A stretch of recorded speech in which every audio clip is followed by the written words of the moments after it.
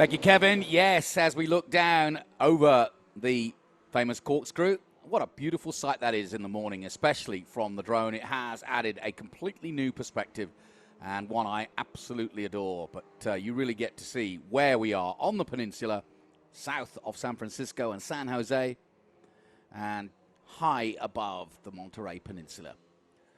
So many famous events here. And, of course, this is now a 2-week event. And I'm sure when it all began in 1974, that was our first historic reunion organized by Steve Earle and his team. It has grown and just exponentially over the years, and it really truly is now the most beautiful setting for a race, let alone to celebrate 50 years of historic racing. And of course, motor racing would be nothing without this little group of cars, Formula Ford. Literally the world over, people have taken to these fantastic cars, simple and with a spec engine, and have at it on the chassis. And it's launched the careers of many bodywork and chassis makers over the years, from Dan Demon, Crossley, you name it. Titan we'll see here in action, Lotus, some Royals, Crossley as I mentioned. There's a Winkleman FDRF3 from 1971 out there. 33 entries in all. Now, these guys were out in action yesterday, and we had a good fight between Danny Baker, Adam White, and Todd Willing. And I think it's going to be the same again. Todd starting from the pole this time in his 1978 PRS RH01 from 1978. And then Danny Baker in a 69 Lotus 61. I would have said that if Oliver Ramleth and Martin Lauber and Andrew Waite get good starts, we saw Max Minschul yesterday also doing a really good job. Edward Lauber also in this race, so following in the footsteps.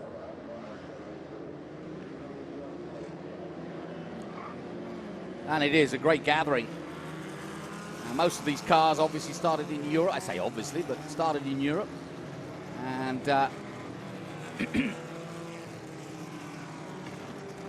when we get a closer look at some of them up close, I'll try to tell you a little bit about it. As through goes the number 64, that's Greg Caven in the Coney Heat KHF2. Not often seen that. 1975. Greg Caven at the wheel. Just ahead of him, the 75 of Alan Desani. And that's a Royale RP24 from 77. So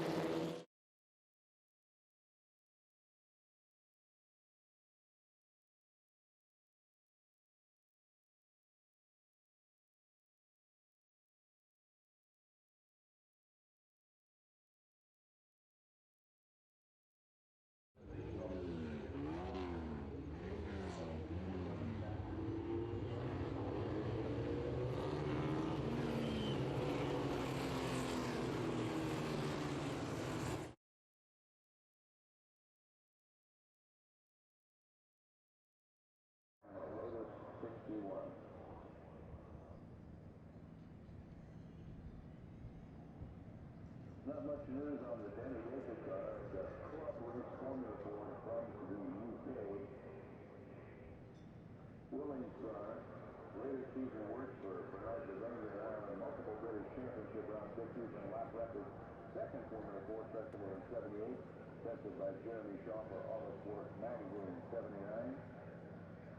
American Racing, then to Derek Daly, Clarence Lowe, emigrated to Canada, taking the chance to win the race in the Ontario Championship, raced in 80s and 90s in Canada before imports to the U.S. for historic racing. Paystar has pulled off for 2024 Day 2 with Group 1. This is the Skip Barber Cup. Skip Barber just being inducted into the American Racing Hall of Fame recently, and also naming 2024 as the year of Skip Barber at Lime Rock, his home, and they've also now renamed the tower at Lime Rock in his honor. But he did get to the dizzy heights of Formula One, but he'll be the first to tell you that that's not why he got into the Hall of Fame. I had an interview with him just a few weeks ago, and he said it's because of the school, it's because of what he did with junior Formula and effectively helping the likes of Joseph Newgarden, Zach Brown, as you heard earlier, and so many other great racing drivers have all made and cut their teeth in Formula Ford. And that is not just true of America, it's true worldwide. If you think of the GOAT in IndyCar, that is Scott Dixon, Formula Ford is where he started. And I've spent many a time down in his old hunting grounds seeing the next future stars coming up. Liam Lawson, perhaps the most knowledgeable one going, or most people know about coming into Formula One very soon, having had a few Grand Prix already. But they all start here. Simple car, great way to learn your way. It's not a scary car to drive. I've driven one myself. I'm no racing driver. But today we celebrate 50 years of historic racing at WeatherTech Raceway Laguna Seca. And this is the oldest continuously run historic auto racing event in the USA. It could also be said this really does mark a new era. They handed over the keys to the friends of Laguna Seca in a ceremony just a few days ago, basically guaranteeing the future of races like this and of Laguna Seca itself, which is just fantastic. They've got a great group of organizers, both for this event and, of course, on a regular basis, friends of Laguna. For each and every race, they'll have IndyCar racing here and many, many other races, and the chance to do a Skip Barber school yourself. And it is Todd Willing out front in that PRS 8RH01, leading the way from Baker and Ramlett. Lauber in fourth position, Wait. So the same gentlemen that were at the front yesterday doing the same again here in Group 1. But as you can see, not a lot between them. Just flipping through shot, that yellow and blue 21. That's Adam White in his Lola T540. That did a year of CSRG racing and finished second in the championship car and was imported by Carl Haas. Held as a spare car, but it was stored for most of its life. So watch out for that yellow and blue. There it is.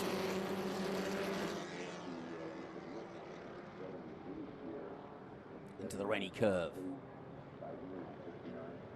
Always worry early morning. It's only 8 a.m. early morning, so certainly the track hasn't had a time. The one thing that the fog or the mist does do is cool things down very quickly. The temperature in the asphalt here at Laguna can cool down very quickly, and it can cause problems if you're not up to temperature and you are used to racing in the sunshine. It takes some time to get the sunshine on this asphalt, but I don't know how much difference it's made. I'll be interested to talk to some of the drivers since the repaving. Of course, a lot of drivers talking about that. Less bumps. Way, there's a few bumps there, though. Through goes the 66 at Andretti and almost loses it. That's Max Minchel. Raced on the West Coast when this car was new in 1981. Continuously in SCCA entries at Laguna, Sonoma, and Riverside. So it's got a pretty strong West Coast pedigree. That 1981 Royale we just saw going sideways there for a moment. Here he is. And behind him, the number 23. And that's a Titan Mark 6, Andrew Waite at the wheel. And this particular car was imported to the US by Porsche, by the Porsche dealer at Montchel. And it raced in period. And it's been racing in vintage, racing with John Anderson, who restored it again And then to Andrew Waite, who's now held ownership for some 5 years of this car, currently in 5th position.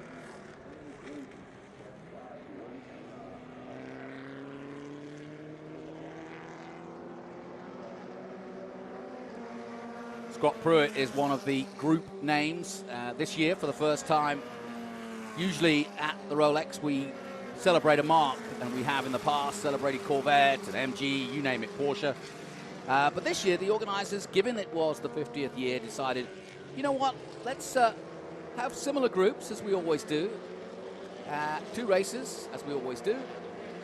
But this time we will label the races to the era of the iconic racing drivers and designers and innovators of American racing. And Scott Pruitt, who's here this weekend, is one of those being honoured, and we were honoured to have him in the booth.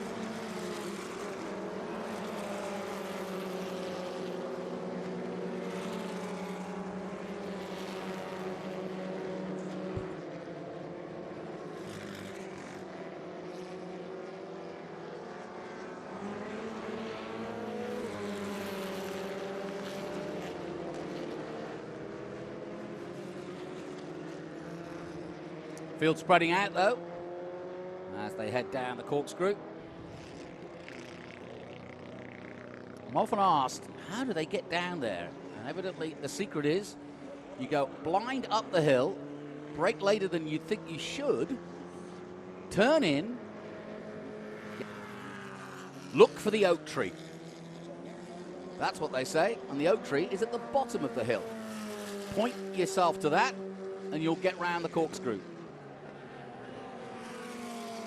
But the first time you do it, it does give you a little heart in your mouth moment. But it's a fantastic and storied corner. So many great races from 2 wheels to 4 wheels have been won and lost there. People talk about the classic overtake by Stoner or Zanardi and many others. Corkscrew has literally a book it could be written about just dropping down those 5 stories. And some of the moves, some of the great moments of Laguna racing. Well, there's still a bit of frog out there. Here's the battle for 3rd and 4th. Now, we've talked about the 21, and it is the 93 that is really putting him to and through his paces right now. And that's the Titan Mark 6 from 1970. Beautifully restored. And it was originally a Titan factory car, that. Raced by Ken Bailey and Derek Lawrence, who were both works drivers for Titan back in the mid-70s. And together they won 3 championships and about 35 races in that car that you just saw there battling with the 21. And you see from above now the all-red, number 93. That's the beauty of an event like this. It doesn't matter whether it's a Monza winning Ferrari or a simple Formula Ford, and that's no disrespect to the Formula Ford, but of course they're not as glamorous as the big Le Mans cars or the big Mille Miglia winners. But each and every one of these cars has been nurtured, loved, restored, preserved, and raced, more importantly.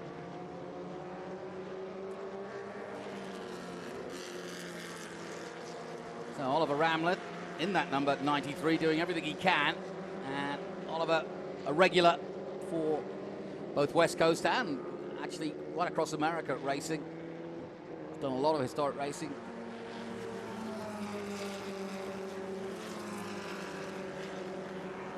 And you'll know that most of these drivers raced against each other many times before, so they all know their strengths and weaknesses. It's still pretty misty at the top there, isn't it? As they come through 6. Ominous coming up there, going into the murk. And that's the view heading towards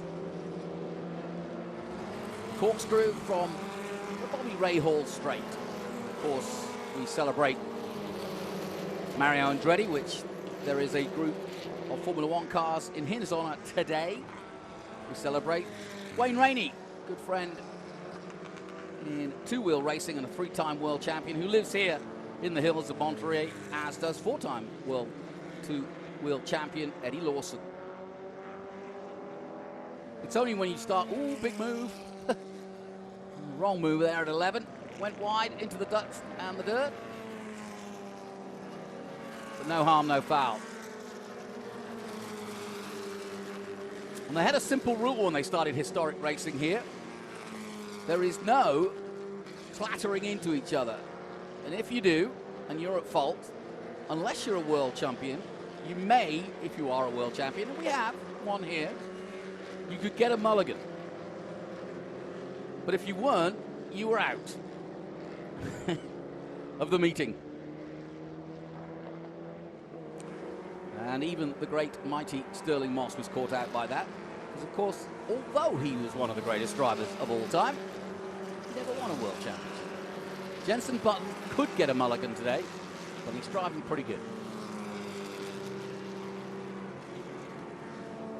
Now, we're going in order of our groups, 13 in all, but I would tell you, if you're tuning in, look at the local time in California and look to midday or just after. We've got two fantastic exhibitions. We've got an anniversary exhibition, and that truly is a sight to behold. I've never quite seen a collection of cars so beautiful and so pristine, and also so important to the history of motor racing. And that will be coming up just after midday here, local time. And we've also got some other exhibitions to bring you, but we'll pretty much be going closely enough in order of the group. So group 1 through 13, and we end up with a saloon race for the Dan Gurney Trophy. And within that time, we will literally walk you through the history of motor racing in the USA. Passing flags are out, 3 wide across the strip. I think that 13 is the car that got turned around. Or got into the gravel. Boy, he is going hard. Nicely done into Andretti there. Great racing. Forget how good some of these pilots are. Danny Baker has been part of historics for a long, long time. And the car he's racing in, that Lotus 61 from 69, was an original club race Formula Ford car from the UK. So first close look at James Hackwell in the number 5, 72 Titan. There it is.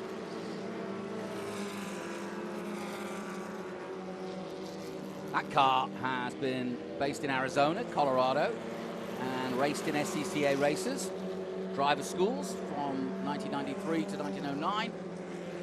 And it's also done the Rocky Mountain Vintage, Steamboat, Pueblo, La Junta, Second Creek, and excursions to Topeka, Elkhart Lake, and many others. So it's, again, another car that has seen some action over the years. Well, they put on a show yesterday, and they're doing it again today. Good racing. Lauber still in 5th place. Minchell now looking for a podium. Ramlith holding that podium position. White still second, but it's Todd Willing out front in that number 52.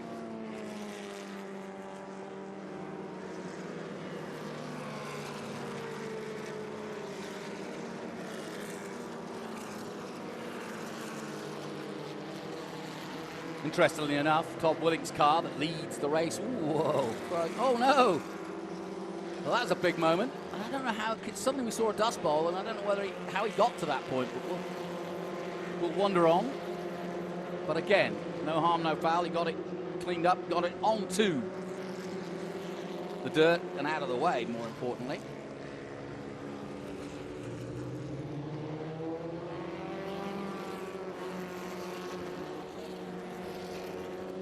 That was Frederick Grice in the Titan Mark 5 that went off. Started in 18th place. It looks as though it's pretty misty, but I don't think they'll be bothered by the vision. It's a little bit of a haze, but I think our camera's on a long lens, so it probably looks a little bit dirtier than it is in terms of vision, but it's still laying low. It'll burst off, usually by at 9:30 here at Laguna. The sun bursts through and kind of just blows away any mist, but it's pretty much a normal morning here at Laguna. We're sitting in a valley at the top of the hill, above Monterey Peninsula, so you get a good breeze from the sun, a good breeze from the sea, and then the sun usually blows off that breeze, which is, if you live by the sea, you'll know, is a pretty normal situation. And so that was a pretty tight situation right there. Good racing. I think these Formula Fords really love this track. There's no big, long, grunty straights where you need to have lots of power, so lots of movement, lots of changes of gears, and lots of chances for this sort of stuff.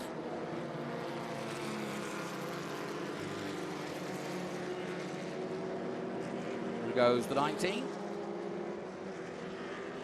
It's Edwin Abarth in 73 ADF, Mark II. Chassis designed by David Bruns. And that car originally raced in its period 1973 at the likes of Road Atlanta. Bob Earl driving it and became a national champion in it. And of all people, we're celebrating Skip Barber. Sam Posey, his good buddy and neighbor, has chassis 001 of that ADF.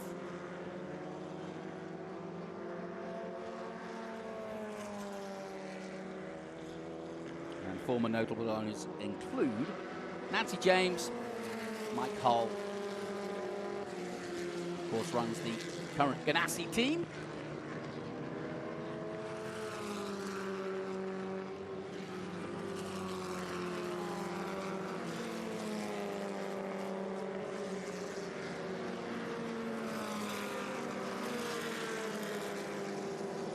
There's one of the Crossleys, a 79 Club Ford, 35F Club Ford. Robert Thull at the wheel on that 101, that all blue.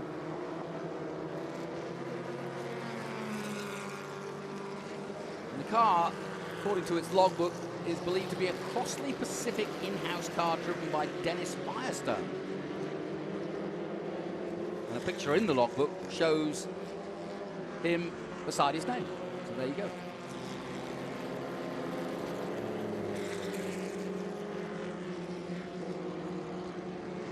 Another Crossley there from 73, Dennis Wise.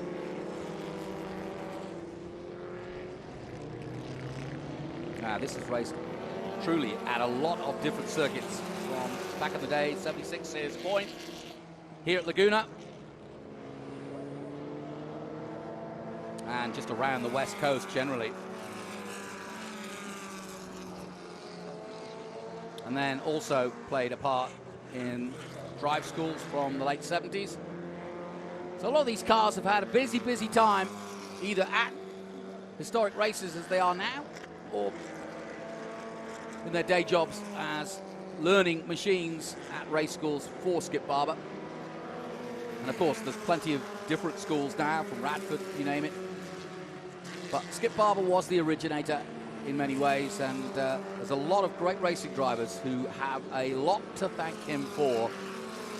And Laguna, Dakota, Watkins Glen, Lime Rock, you name it, always a chance to learn your craft, and there's no better way than to do it right here. It's safe environment, plenty of runoff, not too powerful cars that you're trying to hold on to the thing. You can actually learn the skill.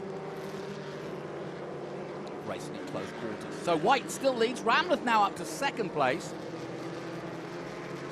So we've had some action at the front as we've dropped back through the grid to show you a few more cars. But just as yesterday, we're getting a really good run here of Formula Ford racing.